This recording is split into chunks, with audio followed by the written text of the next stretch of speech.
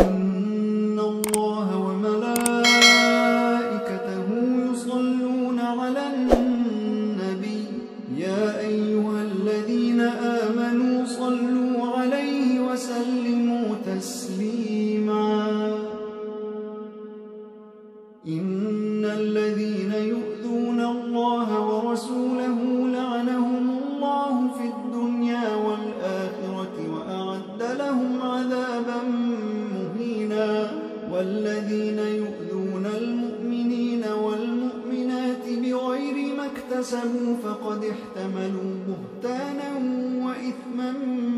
مبينا يا أيها النبي قل لأزواجك وبناتك ونساء المؤمنين يدنين عليهن من جلابيبهن ذلك أدنى أن يعرفن فلا يؤذين وكان الله غفورا رحيما لئن لم ينته المنافقون والذين في قلوبهم مرض والمرجفون في المدينة لنغرينك بهم ثم لا يجاورونك فيها إلا قليلا ملعونين أينما ثقفوا أخذوا وقتلوا تقتيلا سنة الله في الذين خلوا من قبل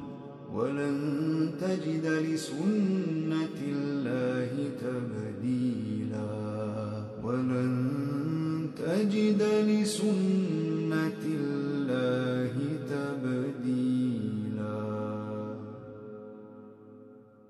يسألك الناس عن الساعة قل إنما علمها عند الله وما يدريك لعل الساعة تكون قريبا إن الله لعن الكافرين وأعد لهم سعيرا خالدين فيها أبدا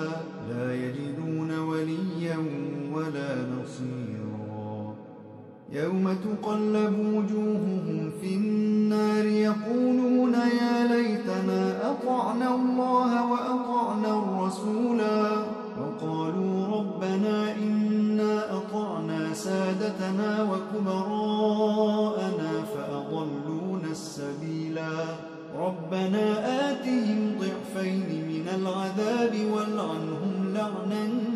كبيرا يا أيها الذين آمنوا لا تكونوا كالذين آذوا موسى فبرأه الله مما قالوا وكان عند الله وجيها يا أيها الذين آمنوا اتقوا الله وقولوا قولا سديدا يصلح لكم أعمالكم ويغفر لكم ذنوبكم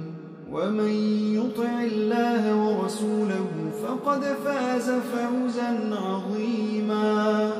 إنا عرضنا الأمانة على السماوات والأرض والجبال فأبين أن يحملنها وأشفقن منها وحملها الإنسان